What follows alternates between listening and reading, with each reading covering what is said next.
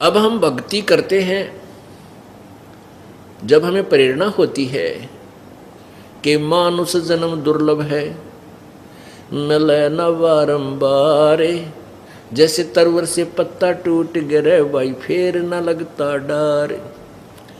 तो इन बातों से हम फिर चिंतित होते हैं, ये परमात्मा, ये तो बात बिगड़ जाएगी और रोज बिगड़न लाग रही, ना जाने कितने मरे, कोई एक्सीडेंट में, कोई मेडिकल में, कोई बीमारी से, कोई हार्ट अटैक से।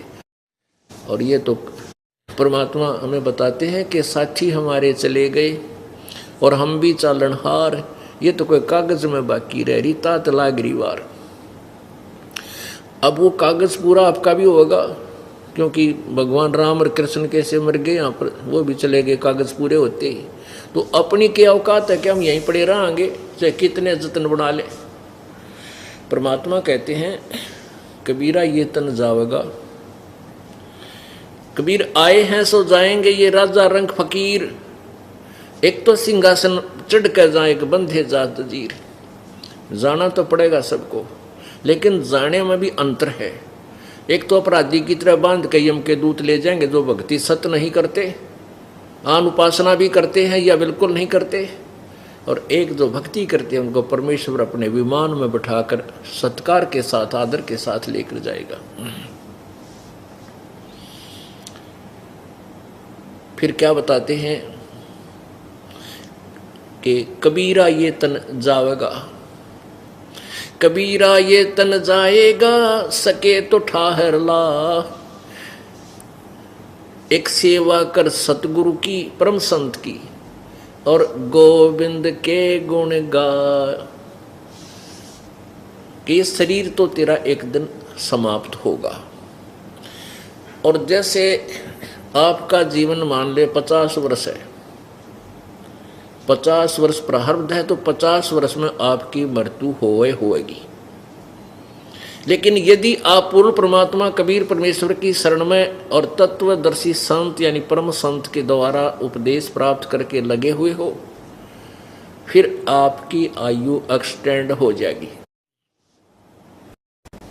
आपकी उम्र बढ़ा देगा प्रभु। उसके लिए कह रहे हैं कि कबीरा ये तन जावेगा और सके तो ठाहर ला। ठाहर क्या होती थी, हमने देखा पहले पुराने गांव में, पुराने समय में, कि एक वुडन बीम होता था, वुडन बीम यानी सतीर बोल रहे हैं उसको, लकड़ का बीम टाइप बनाते थे, और उसको बीचों बीच लगा करके और उसके ऊपर कड़ी बैटन रखी जाती थी, वुडन बैटन। उसके ऊपर फिर वो छोटे छोटे लकड़ी के टुकड़े, बर्गे बोल रहे हैं उनको, वो रख के और ऊपर मिट्टी डाल के छत दे दी जाती थी।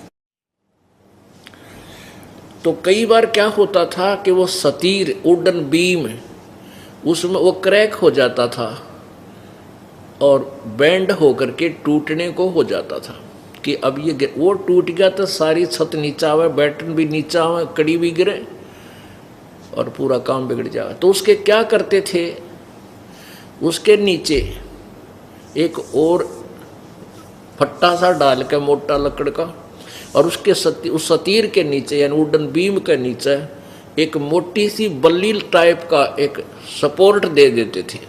सपोर्ट, उसको ठाहर कहते हैं परमात्मा। यदि वो ठाहर यानी वो सपोर्ट बल्ली ना दी जाती तो बीम टूट के, वो सतीर टूट के और पूरी छत नीचे गिर जाती, वो मकान नष्ट हो जाता। और अब वो ठाहर ला दी, वो सपोर्ट दे दिया नीचे थे, वो मनमाना 50 वर्ष निकाल देता था, 20-30 वर्ष वो छतनियों की नो चल पड़ती थी, वो टूटता नहीं था।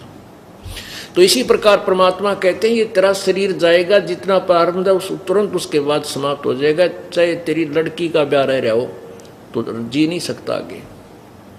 एक भक्त है हमारा सेवक, उसने बताया कि मेरे मामा की लड़की, 3 लड़कियों का ब्याह था इकट्ठा, 5 लड़की हैं उसके, और मेरी मामी बात न्योत के और बस स्टैंड पर आकर खड़ी थी वापस घर में अपने घर जाने के लिए, और 2-3 लड़कियां का इकट्ठा ब्याह हो तो कितनी समस्या होती है, क्योंकि सोच रही थी वहाँ खड़ी खड़ी ये करूँगी वो करूँगी वहाँ से करूँगी। इतने में क्या हुआ, वो अपने विचारों में खोई थी, बस स्टैंड पे बस की इंतज़ार कर रही थी। तो ड्राइवर ने बस लगाना चाहिए उस पर स्टैंड के ऊपर, वह बस टेढ़ी होगी, टेढ़ी होकर के वो काफ़ी पीछे को निकल आई। और वह कहता मेरी मम्मी उस जो ना बस के और थांब के पिलर लगे हुए थे बस स्टैंड पे, उसके बीच में आ गए और आध घंटे में तड़प कर वहीं मर गई। वो बेटियां का ब्याह भी रह गया, और जो 1-1 सेकंड की वो जल्दी मचा रही थी, बस कभी आ रही है, वो न्यू करूँगी ऐसे करना, वो सारे धीरे धराए रह गए। अब जो करना था वो तो करया नहीं, सारा कुछ यहीं रह गया। और अब क्या बनेगी, अब उतनी बनी अंडेगी। तो पुण्यात्माओं, परमात्मा क्या कहते हैं कि कबीर ये तन जावेगा तेरा, सके तो ठाहर ला, और सेवा कर परम संत की, सतगुरु की, और गोविंद के गुण गा। यानी पूर्ण संत की सेवा, यानी उसके द्वारा दी गई साधना कर, पूजा कर, और प्रभु की गुणगान किया कर, अपनी भक्ति करने एक नीति से, जैसे वो संत बताए, तो फिर तेरा शरीर वो ठाहर लाग जाएगा। ये ठाहर बताई है, सत भक्ति कर, अगर तेरी मृत्यु कोई ऐसे होनी है वो नहीं होगी। इसलिए परमात्मा की भक्ति करते हैं, इसलिए हम परमात्मा को ढूंढ रहे थे कि हमारे ऊपर आने वाली ऐसी आपत्तियां टलें और हम भक्ति करके अपना जीवन सफल कर जाएं, और घर में भी सुख हो, परिवार भी सुखी रहे।